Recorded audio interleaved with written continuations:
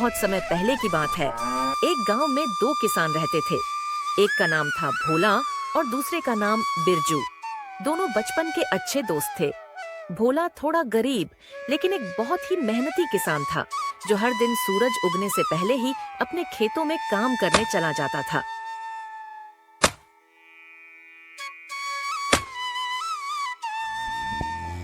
दूसरी ओर बिरजू बहुत आलसी था और अपना ज्यादातर समय सोने और गांव के चौराहे पर गपशप करने में बिता देता था। मेहनत करना तो उसके आसपास भी नहीं भटकता था और वह हर काम में शॉर्टकट ढूंढा करता था। सुनो सीमा, मैं खेतों पर जा रहा हूँ, तो मेरा खाना बांध दो, मैं वहीं पर खा लूंगा। आज खेतों पर थोड़ा ज्यादा समय लग जाएगा। अजी, मैंने आपका खाना तो पहले ही बांध दिया है, लेकिन हमारी हालत दिन ब दिन खराब होती जा रही है। घर का गुजारा भी बड़ी मुश्किल से हो रहा है। बच्चे की स्कूल की फीस भी देनी है।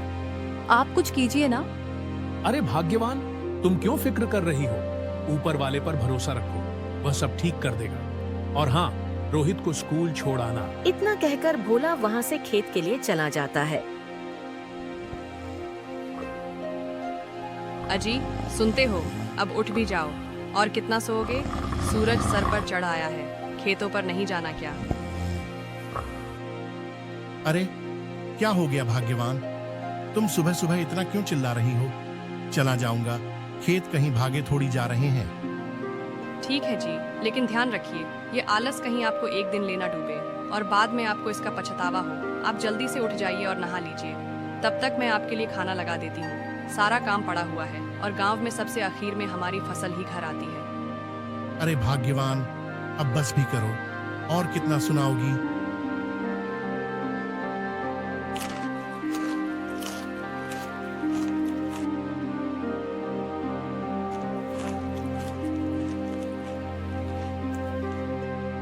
अरे भाग्यवान, आज खाने में बस ये दाल और चावल ही बने हैं क्या?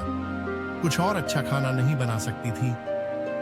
क्या जी, आपको अच्छा खाना चाहिए तो आप कुछ काम कीजिए ना। ये तो पिछले साल की फसल के कुछ पैसे बचे हुए थे, उनसे मैंने कुछ दाल चावल और सब्जी खरीदे थे। आप तो बस दिन भर सोते रहते हो और बाकी का समय गपशप करने में बिता देते हो। इसको बोलने से तो अच्छा था मैं यह दाल और चावल ही खा लेता। अच्छा ठीक है रूपा, मैं खेतों पर जा रहा हूँ।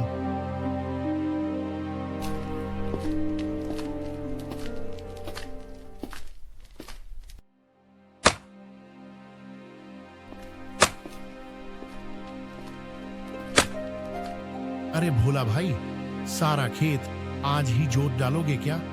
कुछ काम कल कर लेना। आओ थोड़ा आराम कर लो। नहीं बिरजू भाई, बस थोड़ा सा ही खेत बचा है, उसे भी आज ही जोत देता हूँ ताकि कल बीज बो सकूं।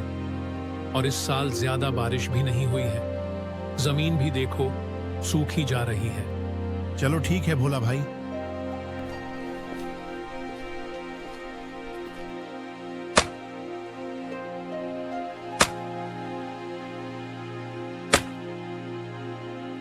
अरे कितनी धूप है, इतनी कड़ी धूप में तो काम करना बहुत मुश्किल होगा।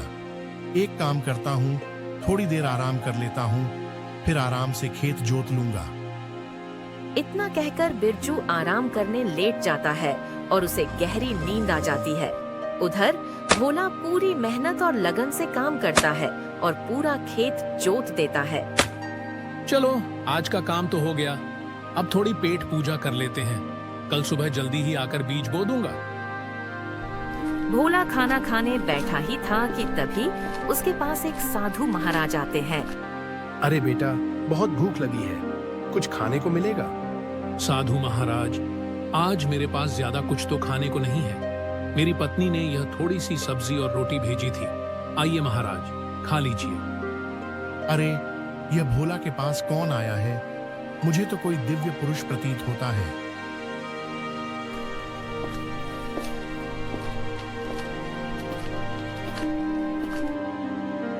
प्रणाम साधु महाराज। खुश रहो बेटा। यह लीजिए, मेरी पत्नी भी बहुत स्वादिष्ट खाना बनाती है।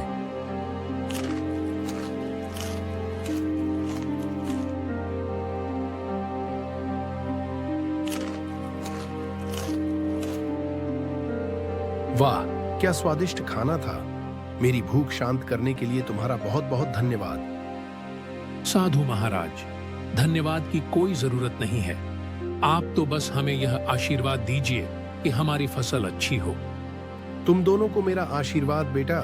जो मेहनत करते हैं वे हमेशा सफल होते हैं। इतना कहकर वह साधु महाराज अपनी झोली में से कुछ छोटे छोटे बीज निकालते हैं और उन दोनों को दे देते हैं। सुनो बेटा, यह कोई साधारण बीज नहीं है, यह जादुई बीज है। इनको अगर तुम अपने खेतों में बो दोगे तो जैसा चाहोगे वैसा ही फल मिलेगा। लेकिन ध्यान रखना, इनको मेहनत और प्यार से सींचना बहुत जरूरी है। आपके इस अमूल्य उपहार के लिए बहुत बहुत धन्यवाद साधु महाराज। मैं मेहनत और प्यार से इनकी बहुत अच्छी देखभाल करूंगा। साधु के वहाँ से जाने के बाद भोला और बिरजू उस जादुई बीज के बारे में चर्चा करते हुए घर की ओर निकल पड़ते हैं। अरे भोला भाई, ये बीज अगर सच में जादुई है तो हमको मेहनत करने की क्या ही जरूरत है। नहीं बिरजू भाई, साधु महाराज ने हमको बोला था कि इसके लिए मेहनत करना जरूरी है। और तुमको पता है, जो लोग मेहनत करते हैं फल हमेशा उन्हीं को मिलता है। उन जादुई बीजों के बारे में बातें करते करते दोनों दोस्त घर पहुंच जाते हैं और सारी बातें अपनी अपनी पत्नियों को बताते हैं। अरे सीमा, आज खेत में मेरे पास एक साधु महाराज आए थे। उन्होंने मुझे कुछ बीज दिए थे और बोल रहे थे कि यह जादुई बीज है। इन्हें मेहनत से सींचोगे तो जैसा चाहोगे वैसा फल मिलेगा। अजी, ये तो बहुत अच्छी बात है। मुझे लगता है हम पर भगवान की कृपा हुई है। आप कल ही इन बीजों को खेत में बो दो और हम इनकी अच्छे से देखभाल करेंगे। उधर बिरजू भी अपनी पत्नी को साधु ने जो बीज दिए उनके बारे में बताता है। अजी, अगर यह बीज सच में जादुई है तो कल सुबह ही आप इनको खेत में बो दो और अच्छे से उनकी देखभाल करो, जिससे कि हमारी गरीबी दूर हो जाए।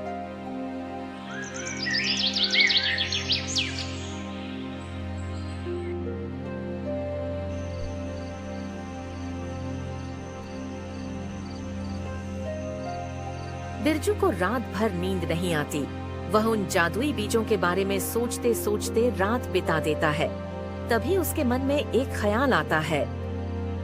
अगर यह बीज सच में जादुई है तो क्यों ना मैं भोला के बीज भी चुरा लूं और अपने खेतों में बो दूं। इससे तो मैं बिना मेहनत के बहुत ज्यादा अमीर हो जाऊंगा।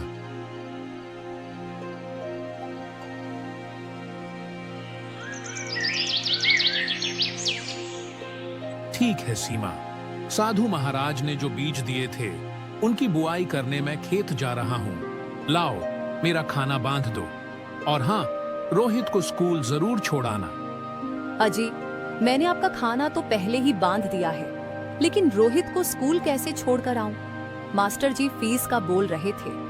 अब क्या करूं? तुम फिक्र मत करो सीमा, सब ठीक हो जाएगा। और मास्टर जी से कहना हम जल्दी ही फीस दे देंगे। ठीक है, तो मैं चलता हूँ। आज थोड़ा ज्यादा समय लग सकता है आने में। अरे, आप अभी तक सो रहे हो? सूरज सिर पर चढ़ाया है, खेतों पर नहीं जाना क्या? और आप साधु महाराज ने जो बीज दिए थे उनकी बुआई भी तो करनी है। जल्दी करिए, उठ जाइए। हाँ हाँ, भाग्यवान, मुझे सब याद है। तुम सुबह सुबह इतना चिल्ला चिल्ला कर क्यों मेरे कान खा रही हो? आप इतना बेफिक्र होकर सो रहे थे, मुझे तो लगा आप भूल गए होंगे। चलिए, अब आप जल्दी से नहा लीजिए, मैं आपके लिए खाना तैयार कर देती हूँ। भोला उन बीजों की बुआई कर देता है और उन्हें अच्छे से पानी भी देता है। उधर बिरजू छुपकर उसके घर जाने का इंतजार कर रहा था ताकि वह उसके बीज चुरा ले। भोला के घर जाते ही बिरजू चुपके से उसके खेत में जाता है और उसके बीज चुरा लेता है, फिर अपने खेतों में बो देता है। भोला को क्या ही पता चलेगा कि मैंने उसके बीज चुरा के अपने खेत में बो दिए। चलो, अब मैं थोड़ा आराम कर लेता हूँ। और वैसे भी यह जादुई बीज है, मुझे मेहनत करने की तो क्या ही जरूरत है। और इससे मैं गांव का सबसे अमीर और धनी आदमी बन जाऊंगा। अजी, बहुत देर कर दी आने में। और उन बीजों की बुआई कर दी है क्या? हाँ भाग्यवान, मैंने उन बीजों को अच्छे से बो दिया है और उनको पानी भी दे दिया था। ठीक है, आप हाथ मुंह धो लीजिए, बहुत थक गए होंगे। अरे आज इतनी देरी कैसे कर दी आने में? और उन बीजों की बुवाई कर दी क्या? और ऐसा क्या करने लग गए थे जो पूरा दिन ही लगा दिया खेत में? अरे रूपा, वो बीजों की बुवाई करने में इतना टाइम लग गया, और गर्मी भी तो देखो आज कितनी ज्यादा थी, इसीलिए देरी हो गई। और उन बीजों को पानी दे दिया था क्या? नहीं भाग्यवान, वो बुआई करते करते ही शाम हो गई थी, तो सोचा पानी कल दे दूंगा। अजी, मैंने आपको कितनी बार बोला है इतना आलस मत कीजिए, और एक आप हैं कि मेरी सुनते ही नहीं हो। इस आलस का आपको एक दिन पछतावा जरूर होगा। अरे अब बस भी करो भाग्यवान, कब से सुनाई जा रही हो।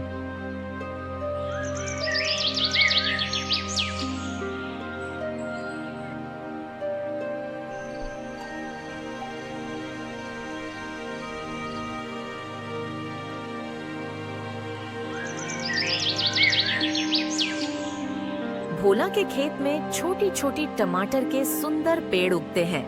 भोला रोज खेत जाकर उन्हें अच्छे से सींचता है और उनकी बच्चों की तरह देखभाल करता है।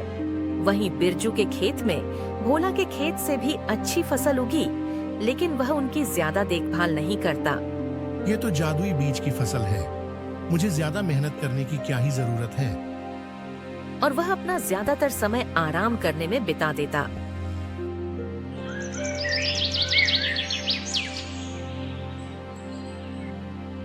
कुछ समय बाद भोला के खेत में हरी भरी टमाटर की फसल आई, जो देखने में लाल लाल, मोटी ताजी और चमकदार थी। और प्रत्येक टमाटर का साइज भी आम टमाटर से काफी बड़ा था। उन्हें देखकर भोला बहुत खुश हुआ। उसने यह बात जाकर अपनी पत्नी को बताई। उसकी पत्नी भी बहुत खुश हुई और वह दोनों टमाटर की फसल तोड़ने के लिए एक साथ खेतों में आए। जी, सच में यहाँ तो बहुत ही अच्छी टमाटर की फसल आई है। इतने बड़े टमाटर तो मैंने आज तक नहीं देखे, और ये देखने में भी कितने सुंदर लग रहे हैं। चलिए इन्हें जल्दी से तोड़ लेते हैं, फिर आप इन्हें बाजार में बेच आना।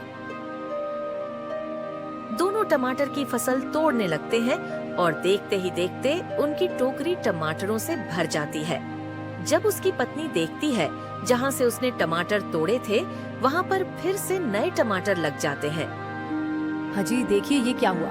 अभी तो हमने यहाँ से इतने सारे टमाटर तोड़े थे और इनमें फिर से टमाटर लग गए। ये तो सच में जादुई बीज है। लगता है इसे इनकी फसलें कभी खत्म ही नहीं होंगी। हाँ सीमा, बीज तो सच में जादुई है।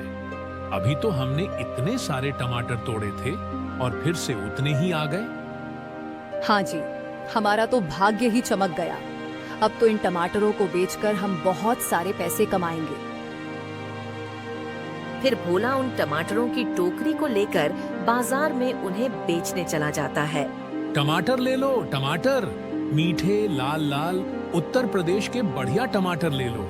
एक बार भोला के टमाटर खाओगे तो बार बार आओगे। इस तरह भोला बाजार में जाकर टमाटर बेचता है। उसके सारे टमाटर अच्छे दाम में जल्दी ही बिक जाते हैं और उसकी टोकरी खाली हो जाती है, क्योंकि उसके टमाटर बाजार में सबसे अलग थे।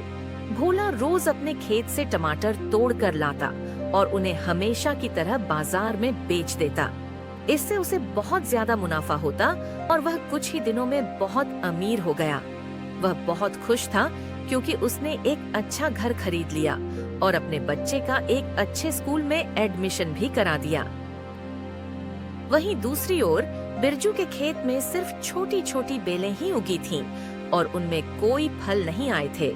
अरे वह बीज तो जादुई थे ना, फिर इनमें फसल क्यों नहीं आई? मुझे लगता है उस साधु ने मुझसे झूठ बोला था। तभी बिरजू की नजर भोला के खेत पर जाती है, जिसमें टमाटर की फसल लहलहा रही थी, जिसे देख बिरजू भोला के पास जाता है। भोला भाई, मेरी फसल इतनी खराब और तुम्हारी फसल इतनी अच्छी कैसे हुई? साधु महाराज ने हमको जादुई बीज भी तो एक जैसे ही दिए थे। अरे बिरजू भाई, साधु महाराज ने हमको जादुई बीज तो दिए थे, लेकिन उन्होंने यह भी तो बोला था कि इनको मेहनत और प्यार से सींचना होगा, तभी इसका फल मिलेगा। और मैंने तो तुम्हें कभी खेतों में काम करते हुए नहीं देखा। भोला और बिरजू आपस में बात कर ही रहे थे कि तभी वह साधु महाराज वहाँ प्रकट हो जाते हैं। सुनो बेटा, जो मेहनत और ईमानदारी से अपना काम करते हैं, फल हमेशा उन्हीं को मिलता है। और तुमने ना तो मेहनत की और साथ ही भोला के बीज चुरा के उसके साथ गलत किया, और तुमने जैसा कर्म किया वैसा ही फल तुम्हें मिला है। माफ कीजिए महाराज, मैं आगे से कभी ऐसा नहीं करूंगा। हमेशा मेहनत और सच्चाई की राह पर चलूंगा। साधु महाराज वहां से अंतर ध्यान हो जाते हैं और आखिरकार बिरजू के हाथ पछतावे के सिवा कुछ नहीं लगा और उसको यह सीख मिली कि जीवन में हमेशा ईमानदारी और सच्चाई से रहना चाहिए। भोला भाई, मुझे माफ कर दो, मैंने आपके साथ बहुत गलत किया। कोई बात नहीं बिरजू भाई, अब तुम भी मेहनत करो और ईमानदारी से रहो। ऊपर वाला सब देखता है।